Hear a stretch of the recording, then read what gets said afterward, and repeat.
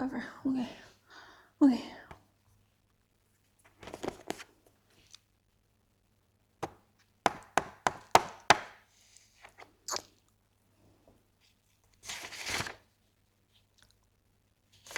Hi. Welcome to the Scottish Art Show. Thank you for watching episode 3.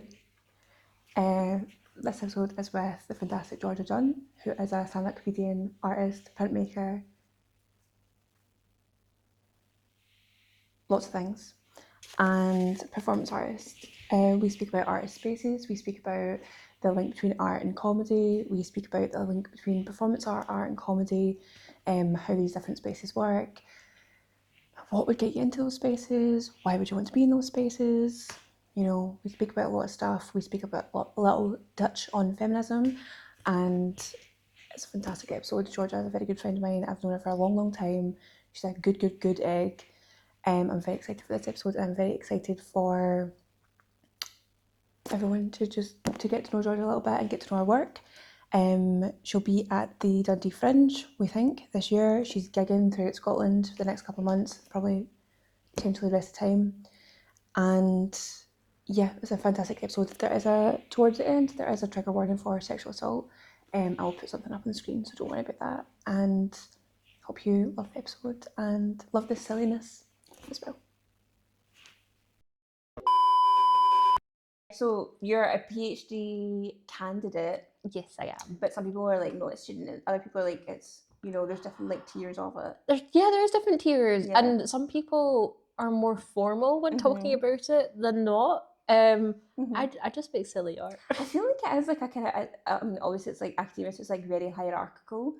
But yeah, and then I'm like, but see when you're in it, because I remember thinking when I was an undergrad, oh, masters is very hierarchical, and they must think like, no, and they have the right to think that they're better than us undergrads. And then when you do your masters, you're like, I'm just as lost as you actually. You know, like we're very much the same here. Yeah, and I don't think that feeling of being lost in your practice goes away, like regardless of like the acronym of what you're doing. And you kind of don't want to be found either. Like I would kind of always rather be like in the woods of it. Yeah, I've saying this the other day, like trying to be comfortable with being lost and actually, okay, like go back to trying to have fun and enjoy the practice and be guided by that and be guided of what you like. And I think it took me a very long time to be comfortable with that, feeling like, oh no, I should be making this because I'm here, I'm doing this. It's very serious. Yeah, and it's really not serious. Yeah, totally. Because the thing is, if it's coming from you, then it needs to all come from you. Yeah. And I feel like that's where people get stressed and like postgrad stuff, or kind of in general, when they go, I need to be like a this, so all my work has to be like this, but that's not coming from like the truth, you know, it's coming from like a kind of play. Yeah, no, it's coming from an expectation of like what you think you have to be like in that space. Yeah, and also like a lot of times the lines are so blurry in these things where it's all this very kind of ambiguous language used, so you don't actually really know if you were going to play up to the expectation of what you should do. You don't necessarily know what that looks like in like practical everyday terms. You know? No, and that's something that even people said to me. They're like, "So what do you actually mean?" And and I'm like, I actually don't know what I actually mean. So it's actually like giving, like almost like bringing yourself down from, I guess, the academia of it all, and be like, okay, so what do these concepts mean to me? And how do they relate to what I'm doing? And how do they make sense? Yeah, totally. And so then because I feel like there's artists who like hierarchy and there's artists who really reject it. And I know you do comedy as well. Do you find that in there as well? Like, you know, when you're saying like there is a hierarchy in PhDs or in postgrad academia, but there's a lot of people are just like, well, fuck that, I'm not doing that. I don't know. I feel like I'm very much a separate case, just due to the nature of my artwork. Because in the past 3 years, like I've been applying, so I work in performance and I work in comedic performance, wigs, wigs, and And I was writing all these proposals for art spaces, and I kept getting rejected. Right, yeah. And that was when I decided to move into stand-up comedy, specifically open mic nights, and applying for comedy spots and spaces. And it is a very like bring yourself space. And I've actually found comedy to be very open. Yeah. So going into comedy and stand-up was a way to make the art I wanted to make. Yeah. And bring it into spaces that were open. When I was saying like I was when I was interviewing Am Dini the other day, we were talking about how there is for like visual artists, there is the kind of spaces that are the starting out spaces, and then there's the massive spaces, but there's not really anything in between. And I was saying, how do you then like develop the skills of exhibiting, knowing how to act at what's expected of you as the person who's exhibiting or the person who's come and see the show or whatever, and then we're like there's not like that much opportunity to just have whip shows and stuff and just kind of get feedback, get crits and that. And I was using like yourself as an example, saying like if you have new material, like new things that you want to show at open mic night, you just go to an open mic night and you can just try it and see what the feedback is and maybe go, that wasn't the right crowd, so maybe I'll try it again, or that kind of way. Is that like, do you think that's like, well, I was going to say, do you think that's super helpful? It sounds super helpful. It is super helpful, and you can have very mixed experience with it, because I've got a set and it is quite an uncomfortable, like there's two versions of the set. There's there's the set that does have very uncomfortable details, and there's the sort of light palatable version of the set. Right. And I've done both sets in different spaces. And the first time I ever did the set, the audience were actually very warm and very receptive. The uncomfortable one. They accepted it in an open space.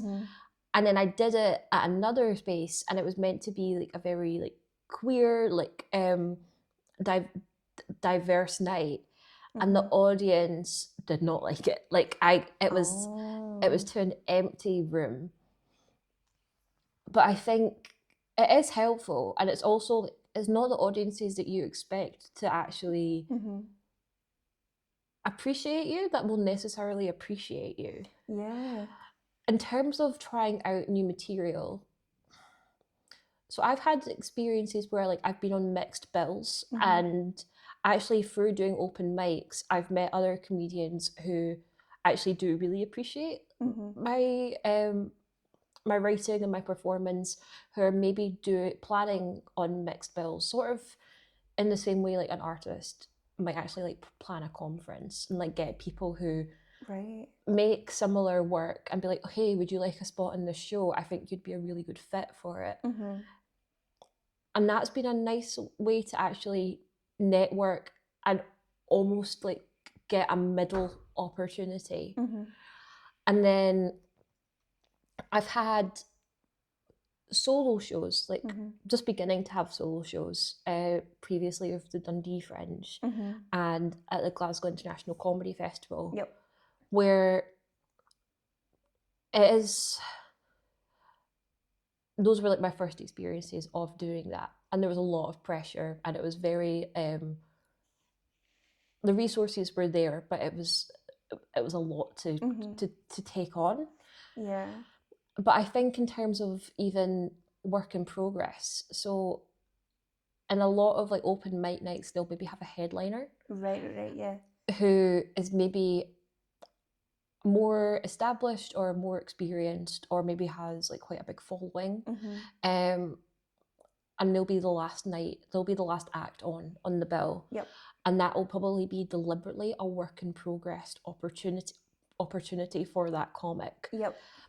So I guess like it is a nice community in that way, that it does give others that opportunity to try out new material. And I suppose you've all got the same risk of, falling on your arse.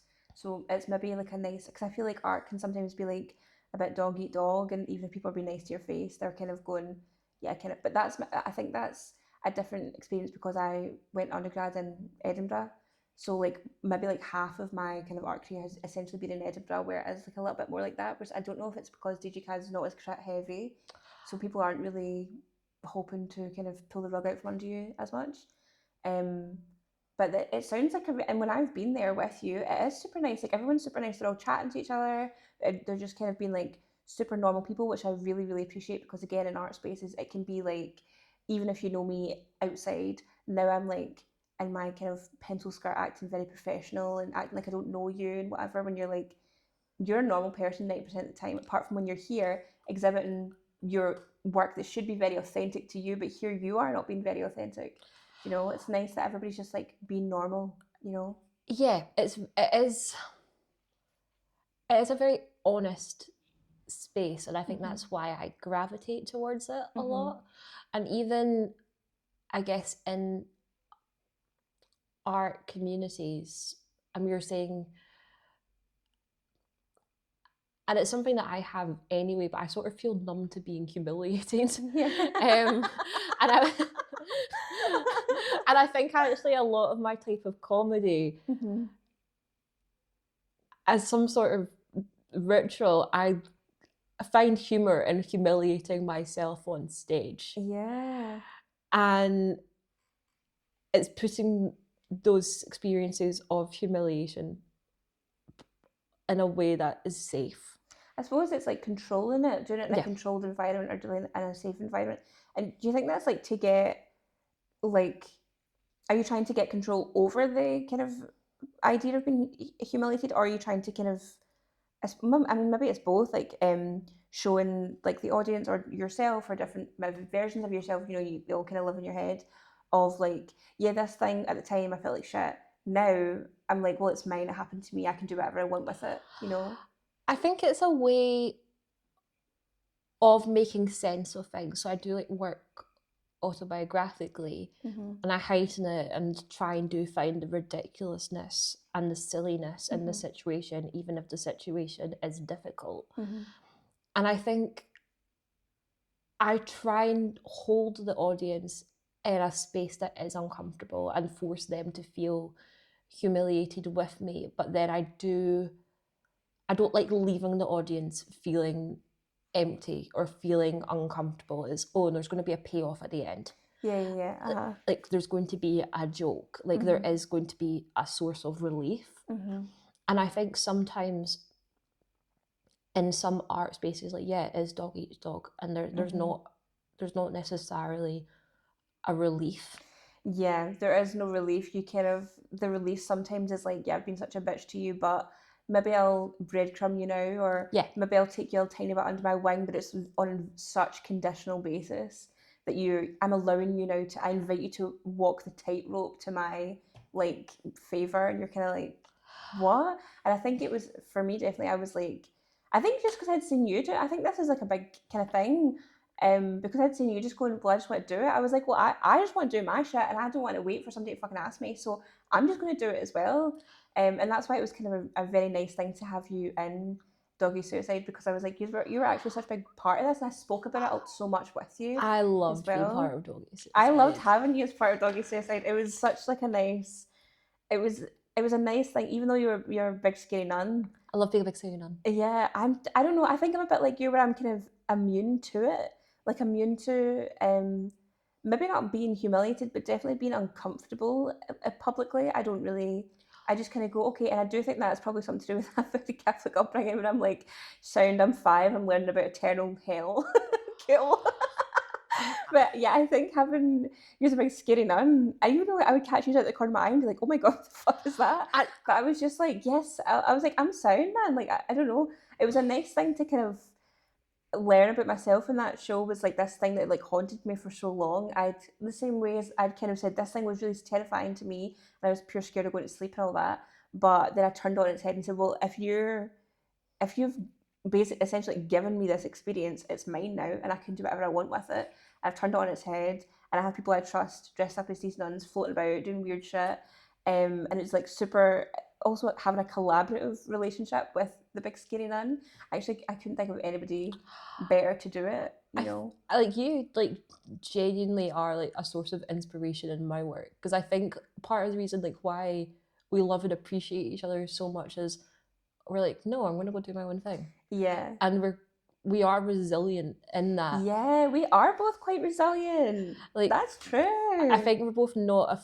I think even like going back to performance, like we are, like I have been told like, oh, you're quite fearless on stage. Yeah, you are. You're very fearless on stage. But I also say like you're fearless in your art, and it's. I don't know. I feel like I'm very fearful. Oh no, or maybe you grapple with fear, and you're honest about your relationship with that. Yeah, I think that's what Doggy Suicide was very about. Was just being like, cool. If I'm scared, then you can't run away from being scared. You just have to be scared. And yeah, the next show kind of builds on that. But again, that's very much from like a lot of our conversations about like fear or growing up in different environments or all this kind of stuff.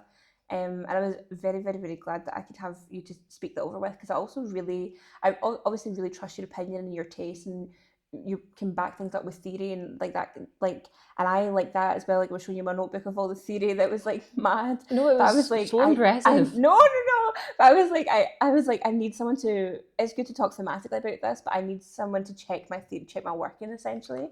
And I think you're such a good person to bounce things off, because I also trust you to be honest as well. And I think if it was shit, I think you'd say, you know what, maybe I should do this. Same with my comedy. I mean, I think when I read through my solo show with you, I was like, I need to be honest. I need you to tell me, like, does this make sense, or is this just like sporadic thoughts on paper? No, but I think it's that way when you just can't see the wood for the trees, because you've just been doing it for so long. You're like, absolutely. I don't know if this is good or bad anymore. Like, I'm actually just eat, sleep, drink, and think about this all the time.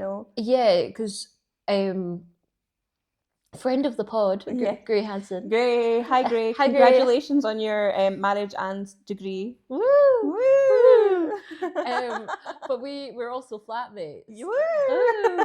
And they direct some of our work, and we bounce a lot of ideas off of them. Like they're very much like, in many ways, my collaborator. Mm-hmm.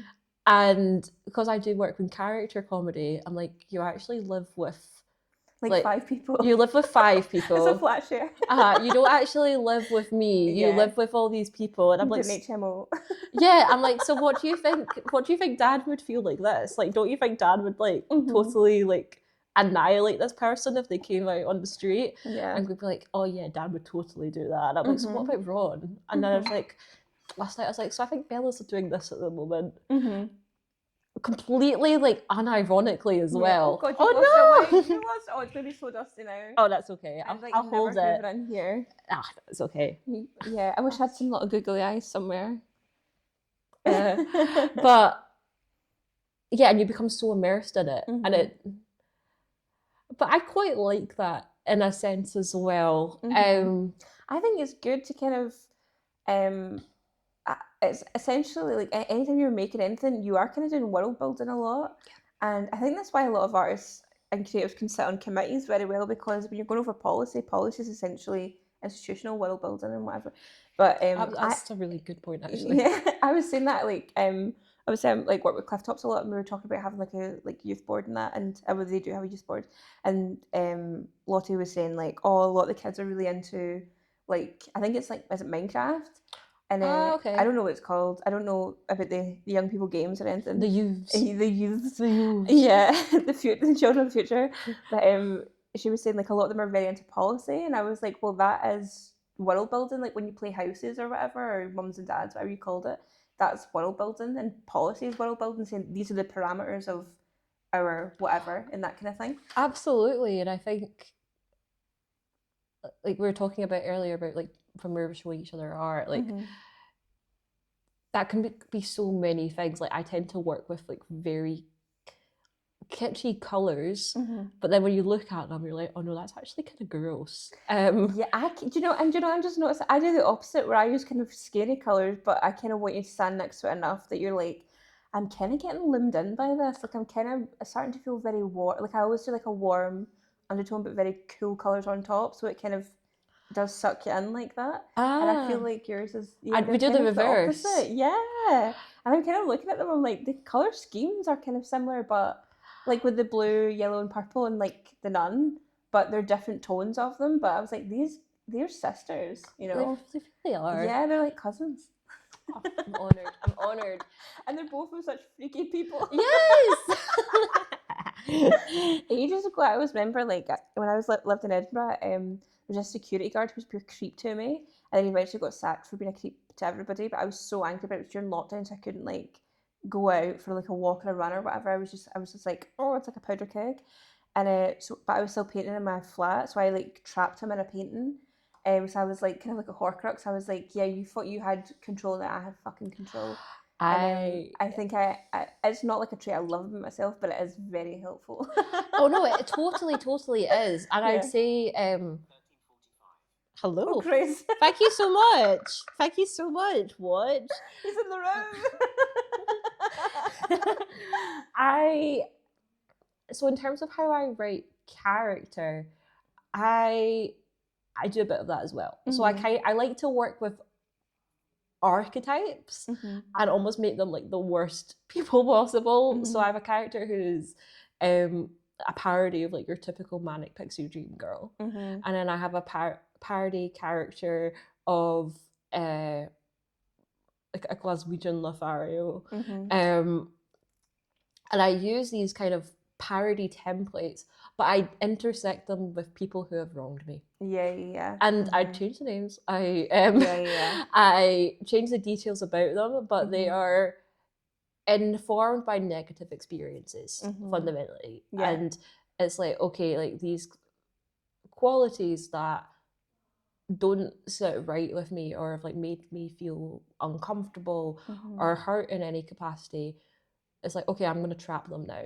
And I think we've had conversations about this as well, like growing up, I guess, like in like feminine bodies, like you're conditioned for social nicety. Yeah, totally, yeah. And you're conditioned to be polite and be like, oh no, like I can't tell you if I'm angry or if like what you're doing is wrong, so I'm just going to smile and nod. And it's actually, well, for me, it's like, okay, like there's instances where I have been silent or not said things that I wish I had. It's like, okay, I'm going to now put this into this character. I'm going to say it now. Yeah. I'm going to say it now, and I'm going to up it to 100 and just make the worst person possible. Yeah, totally. And it's funny. No, it is definitely funny, but I feel like when I'm like go to like your gigs, or even if I'm filming, especially if I'm filming, I think it's easier for me to kind of pretend like I don't know what anything's about, because I think it's on a screen. Well, I mean, it is on a screen, but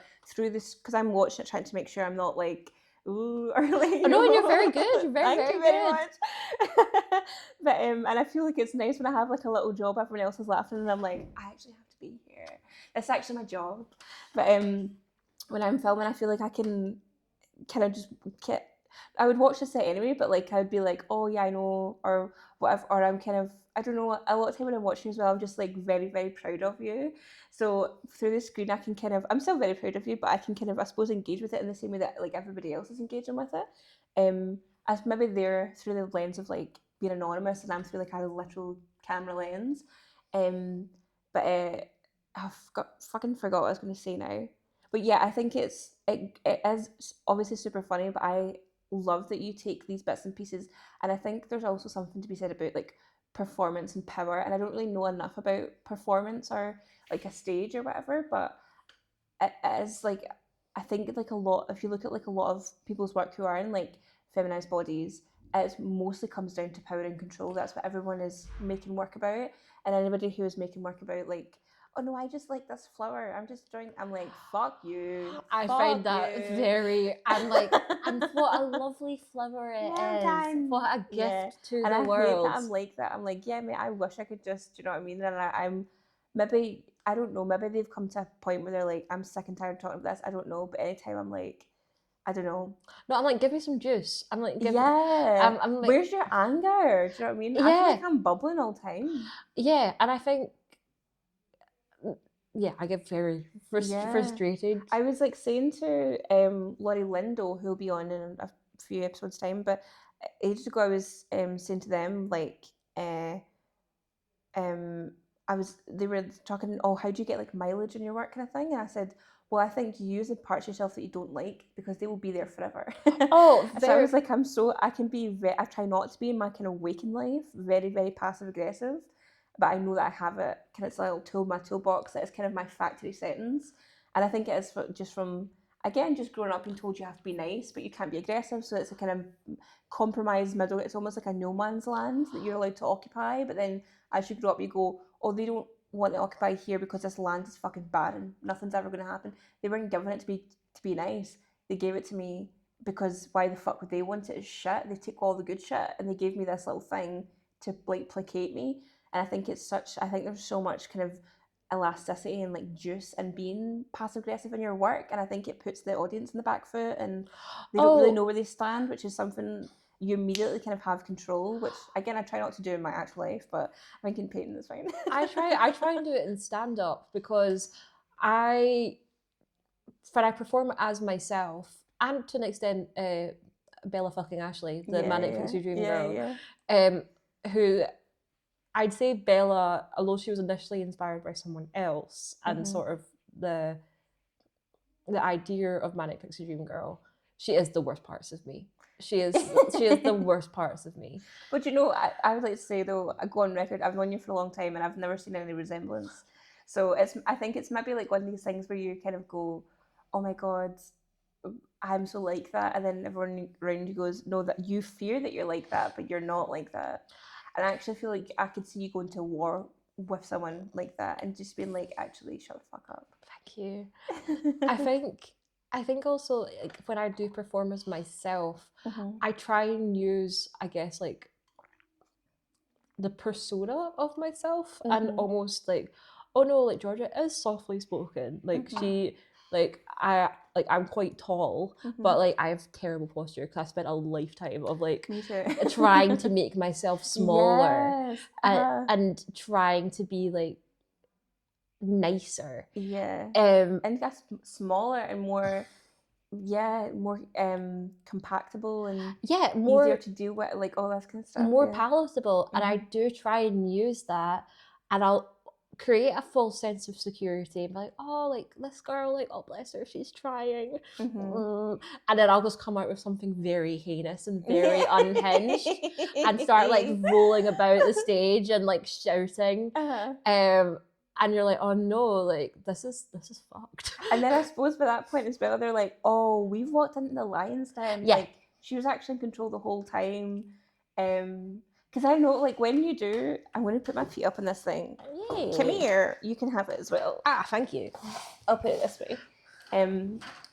When I've seen you as like yourself, I suppose I don't know what everybody else is thinking, but like sometimes the people on the bill with you are like dressed kind of wacky, and I think because you're just dressed kind of normal, they're kind of like, oh, like maybe it's her first time, maybe like whatever, and it is like I'm like, no, this is a trick. I'm like looking around, I'm like, guys, no, don't say no.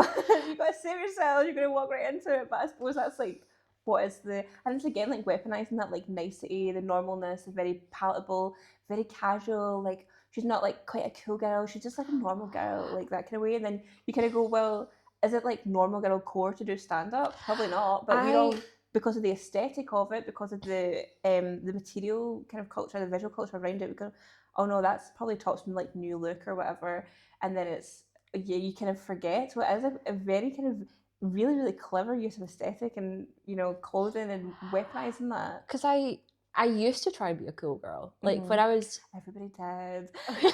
When I was in my like my late teens and early 20s, I brief stint at like trying to be a cabaret singer. And I used to try and like dress like as a pinup girl all the time. And that's so cute. It's not attainable though. Yeah. And I'm like, I'm not a cool girl. It's a full-time job. Like I don't naturally have dark hair. It's ruining my hair. My hair's too thin to have a blunt fringe. These boots hurt my feet. And it's actually trying to be like, okay, no, I'm not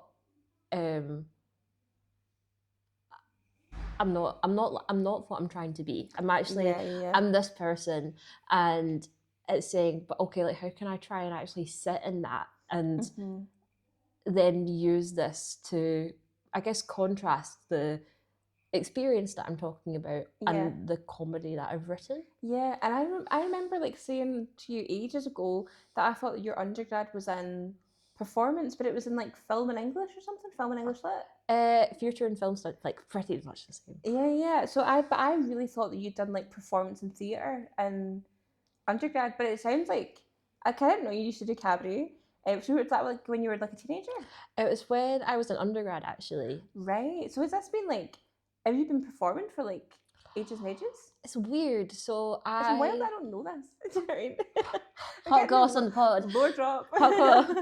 So hello. I started like performing in drag and cabaret shows when I was in my undergrad, like 18 till probably actually up until COVID. And then when I was about 20, I was like, no, I don't think I want to perform anymore. It's not for me. I think I've just, no thanks.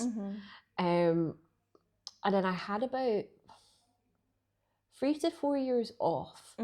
I started working, like when I met you, in video. That was the first return to performance I did, was the kazangle, a bangle that is a kazoo. That can notify you when you're having a functional dissociative seizure. And I had a lot of fun, and it felt very safe, not actually just performing to a camera and like whatever, like friends were in the room. And then actually the kazango was quite well received. Like that was probably my favourite thing I did. It was very, very good. Thank you. I did in that course.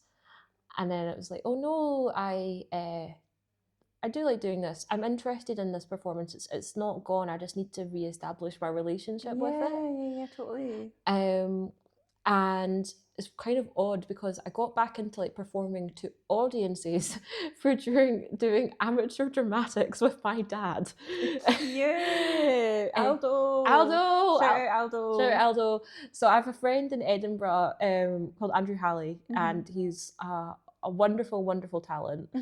He does a lot of amateur and semi-professional theatre there. And I was going to see him in one of the shows that he's in, and I really enjoyed it. It was 9 to 5. And oh, really? Yeah. That is so cute. And I was like, no, I want to be back on stage again.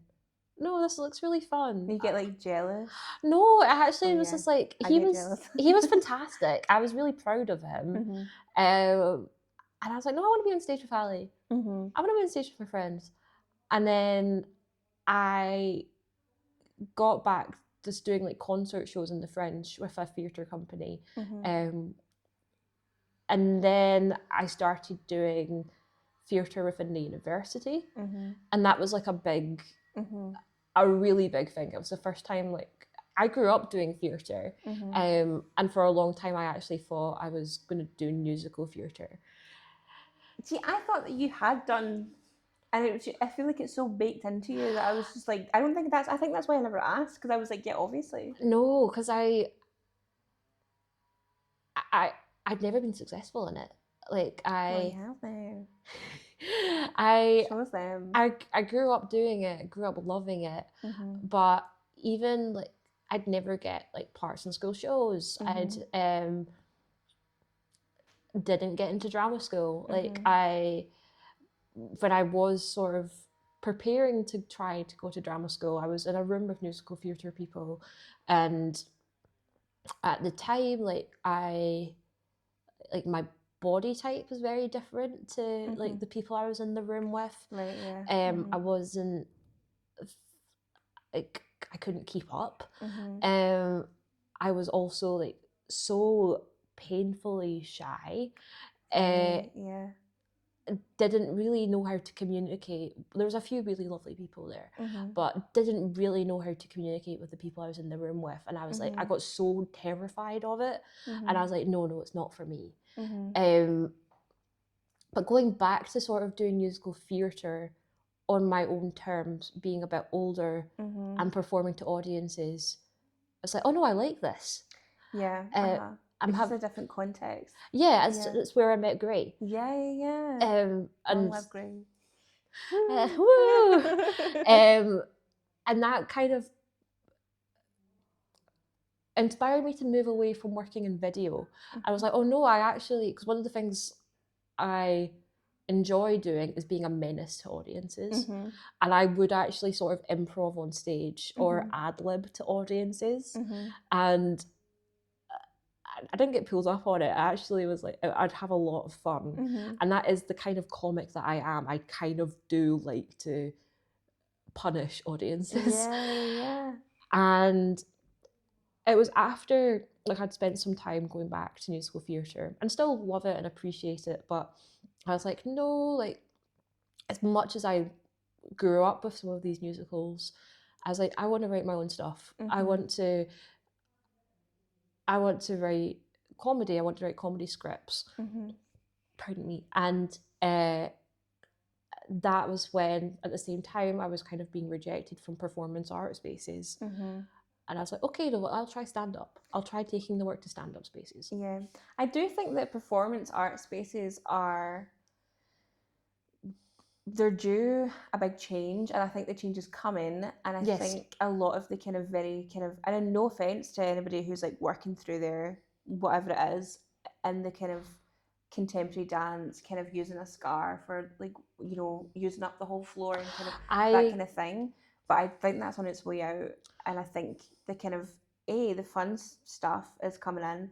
I think people are probably, because of things like TikTok or whatever, are very more aware of audience, whereas I feel like a lot of the performance art I've seen is, and again, this is, I suppose, very influenced by like kind of Edinburgh kind of performance art.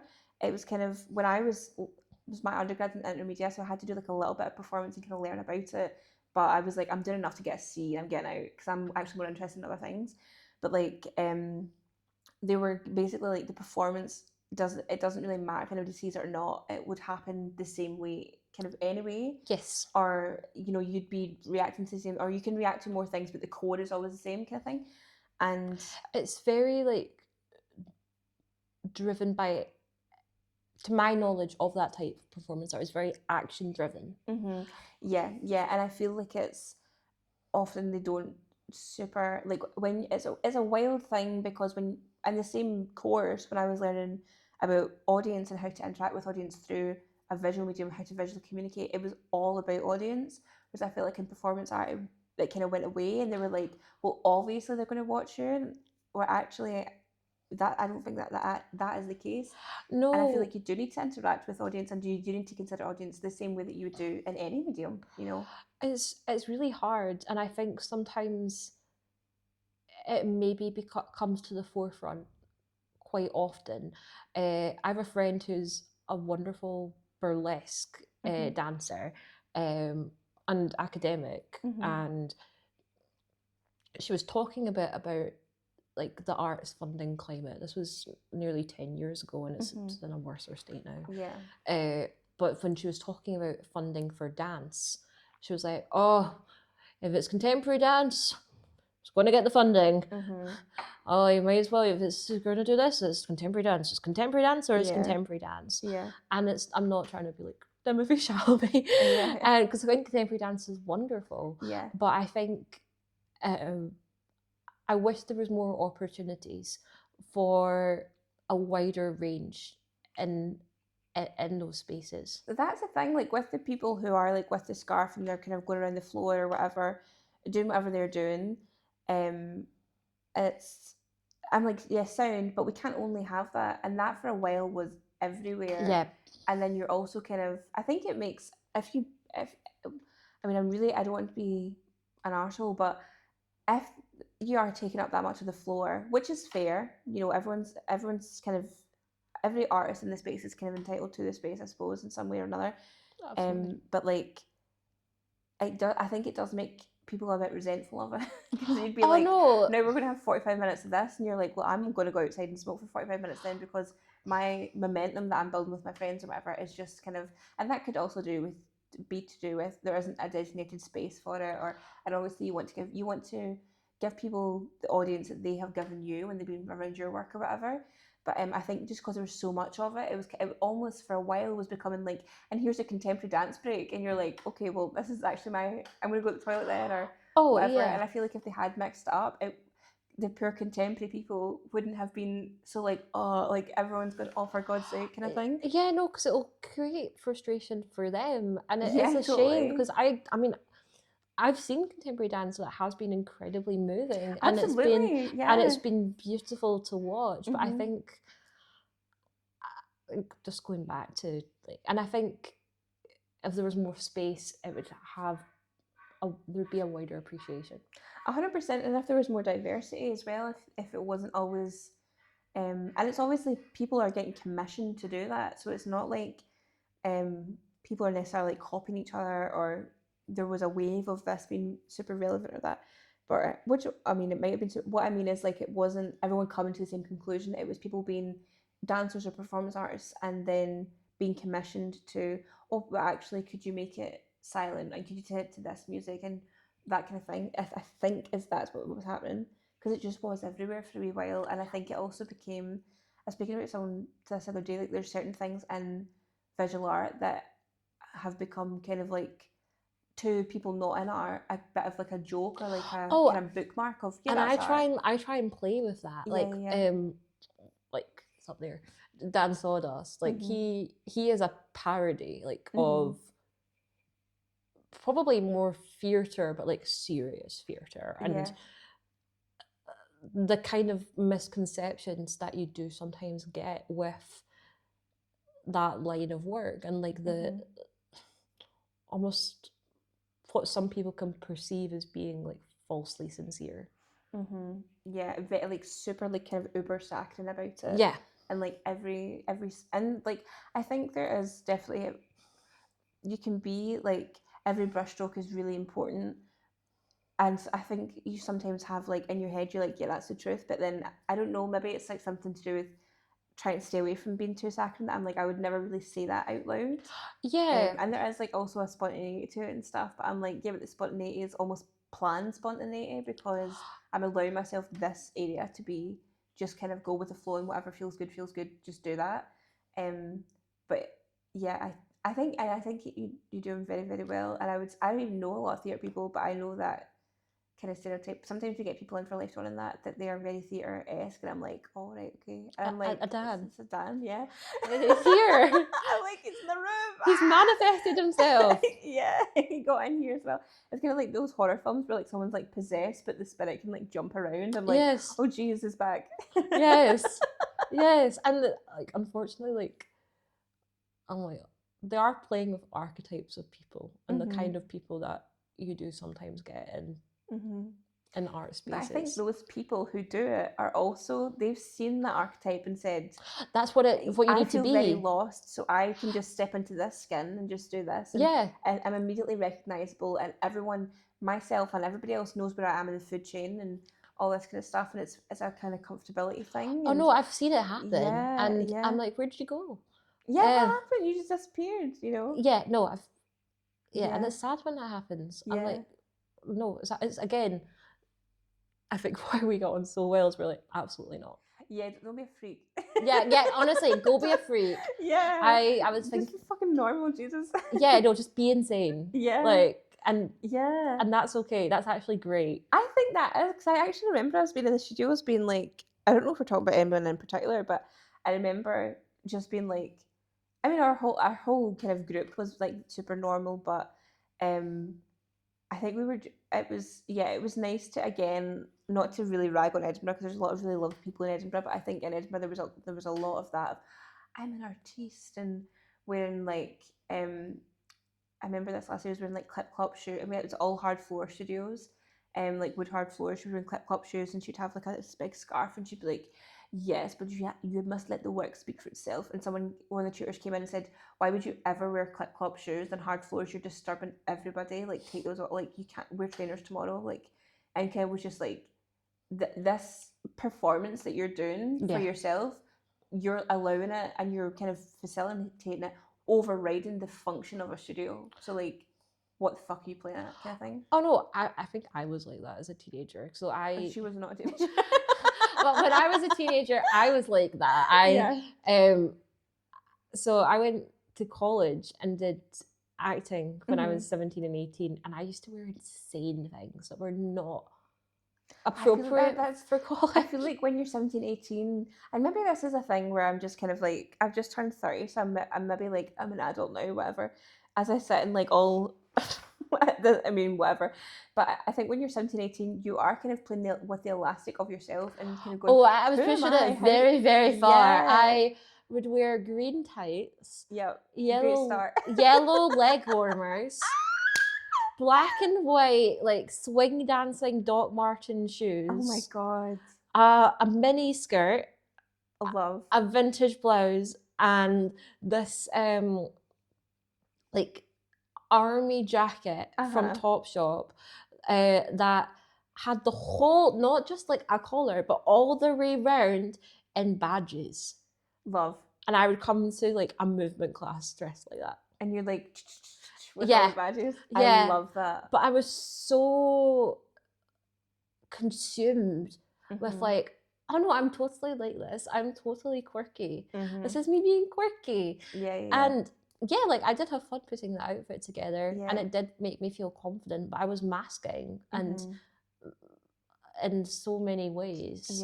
I feel like it's fine to mask. I feel like the last with the shoes would be a trick, but I think that is a difference. Thank you. There's a diagnosis in one, and the other one. Thank you. Just being a bitch.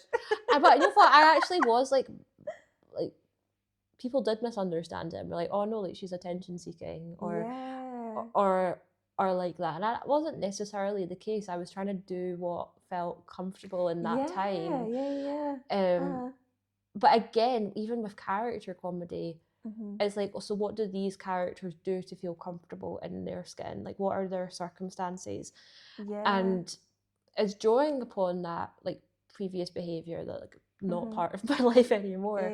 But it's okay, like what idiosyncrasies are relevant to them and how can they be odd or in some ways polarizing or frustrating.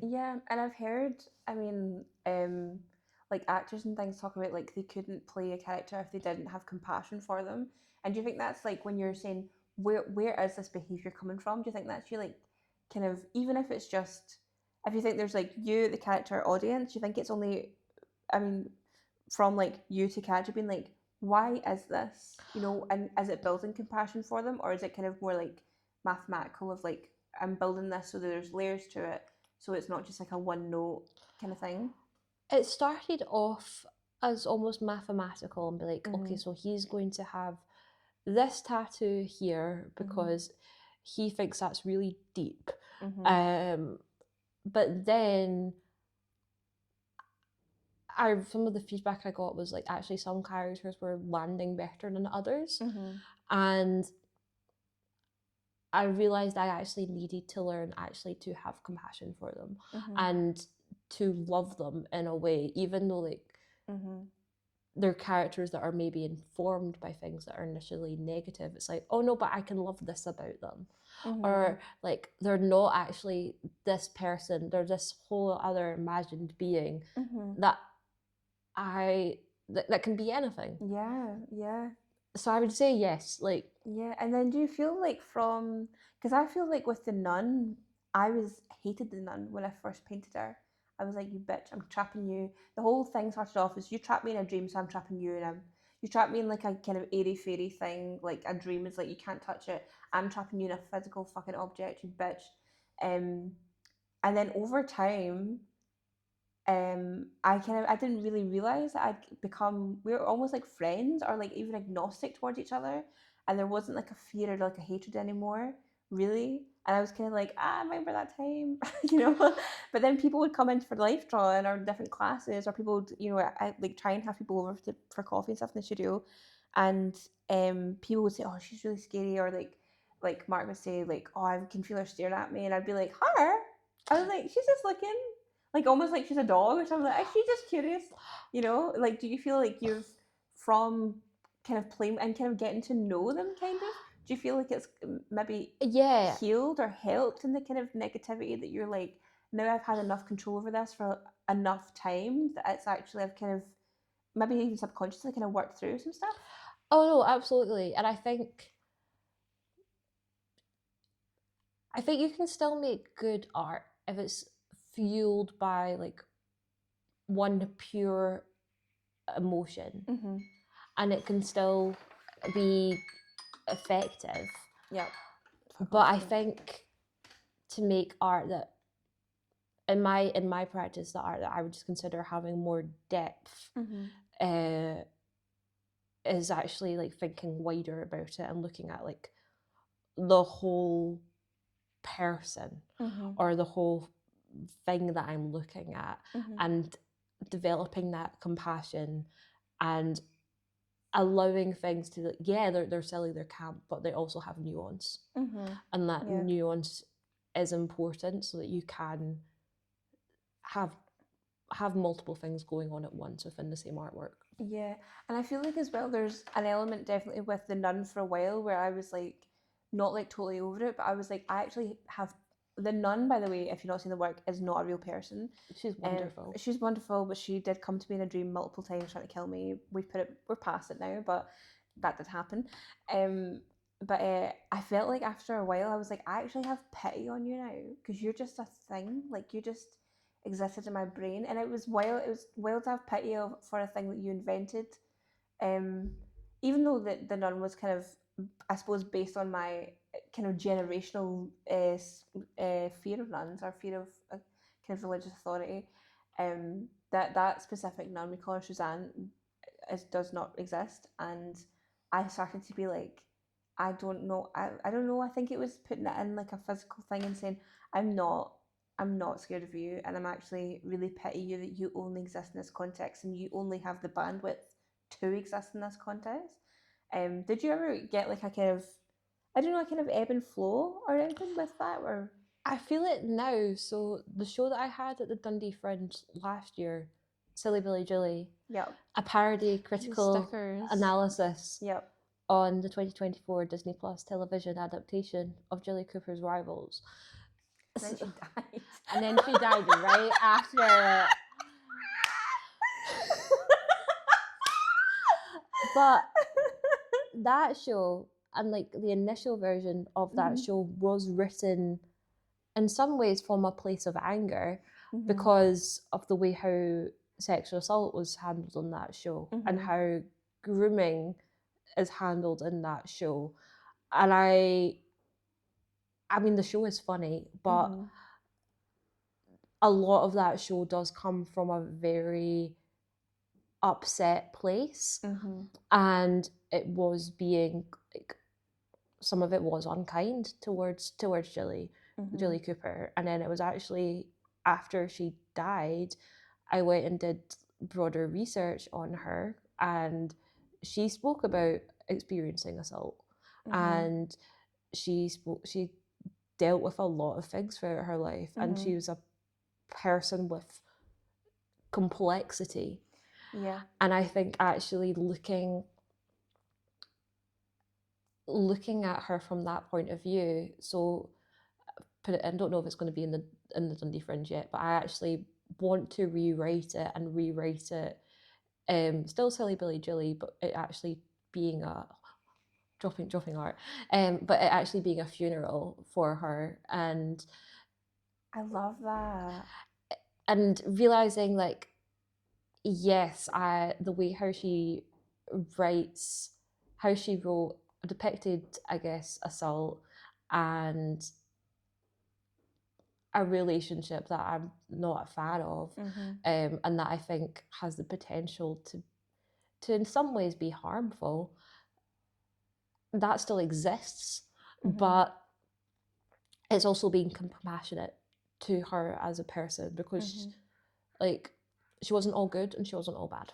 Yeah, totally. And I think it's also like super complex to say like people who've experienced assault can deal with it whatever way that they want to. Absolutely. And if it was, I mean, I don't know, but like if it was her way of saying, yeah, I'm going to write this in and kind of see it from a third perspective, I think part of it was, and it made me, it really forced me to reevaluate how I'd gone about writing that show and actually what I thought of her.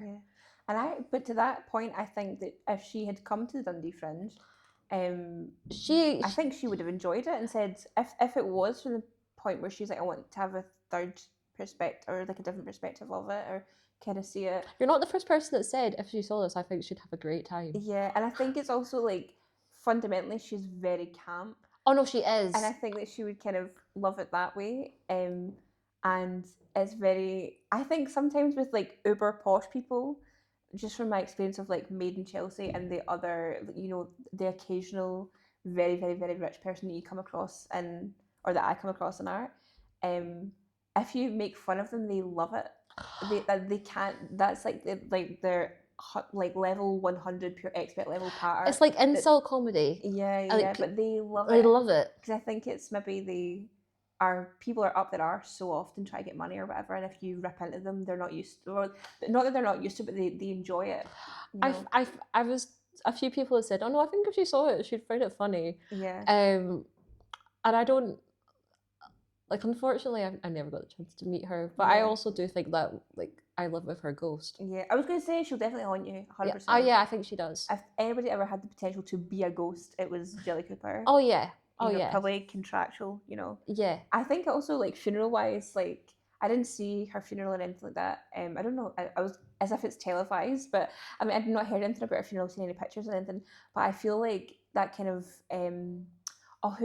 my art teacher in high school, one of his friends, he was a gay man. One of his friends died. He was a gay man, and he went to the funeral, and they were like very old school Glasgow Catholic families, and I think his friend's family were like, we're in charge of the funeral, whatever, and they were like, we're picking the church and we're whatever, and they said to like his friends who were gonna kind of organise it, yeah, that's fine, but it has to be a Catholic church, and they were like, sound. But then they made everybody, it was a white coffin, which is I suppose usually for children typically, but they got all the people carrying the coffin, all that, to wear white like sequins and shit. And I don't think the family were happy, but he was like, it was the gayest thing I've ever seen in my life. But the fact that it was in a Catholic church actually gave it a lot of kind of legitimacy. Like, I don't know, like it was like the kind of juxtaposition, but also he was Catholic and he had a Catholic funeral, so that made sense. And he was gay and he did love that kind of way of dressing, so that makes sense. So it kind of backfired, and I don't know. I feel like even incorporating like the horses and stuff of having like a horse-drawn coffin. Yeah. No, that's a wonderful idea. I'm going to use make, that. Like wheels go around. Yeah, I'll great. Like Trojan horse. Great, you're going to be dressed as a horse. You hear it here first. Yeah. You're going to come on stage dressed as a horse. Yeah. We actually have puppets, so like that makes I think sense. that would be so fun. I really, really hope you do rewrite it as a funeral, like a eulogy, or that. Where I think that'd be such a good shout, and I do also think that she would love it as well. I think it's a way of actually like tying it up and saying, yeah, the beef is squashed. Yeah. We worked it out in the remix. Yeah, exactly. And the remix is the funeral. She's like, I couldn't believe your voice note, and you're like, yeah, wait a minute. yeah. Oh, that's fantastic. And when is the Fringe? In Dundee, it's September. Yeah. So what else do you have coming up? Because that's about an hour, so we'll have to wrap up. I could talk to you for a million years. I know. I actually have a gig tonight. I didn't realise I have a gig tonight. Hey. But I do, which is fun. Yeah. What else? This comes out in a few weeks. So. Oh, right. Sorry. And I'll be kicking about a bit over Edinburgh, trying to maybe do a few open spots. Mm-hmm. So lovely. Yeah. So do you have any specific dates, or are you just going to surprise attack? I have a date in Glasgow actually next month for what's it called? Please Laugh. I think it's called Please Laugh. And yeah, I'm just gonna like keep going. Things, it's a process of actually just trying to like build up opportunities. Yeah, totally. I'm really enjoying what I'm doing. And you're doing so much. Like you're doing stand up, you're doing all printmaking, and you're doing a PhD, and then you're doing like bits and pieces of working and tutoring and whatever on the side as well. Like that's a very, very, very full calendar. I try my best. Yeah. You've been pulled in many different ways. That's okay. I wouldn't have it any other way. Yeah. Well, thank you so much for coming. I really, really appreciate it. You're like one of the first, everyone who's been, I'm like, thank you so much because it might be shit. I know, I'm so honoured. Thank you so much. I'm very honoured. I'm very, like, I can't believe I got to sit in front of these. And I love talking anything kind of theory with you, or kind of getting into it about the kind of be it making things and where do you position yourself as, you know, I love getting into all that with you. Oh no, anytime. Thank you so much for coming. This is Georgia Dunn. Keith McGorty. No! Lovely, I'll get this off. Thank you. Thank you so much for coming. You'll write up my juicy Cheryl Colden that. Yes. Whenever you're ready, I'm ready. Whenever you're ready. Actually, I put a one on for like 50 minutes. Shit, 95 hours? Are you who has? Why is there even a thing for that? No, candidate seems very formal. It does. It feels like Hunger Games-esque. I mean, it kind of is.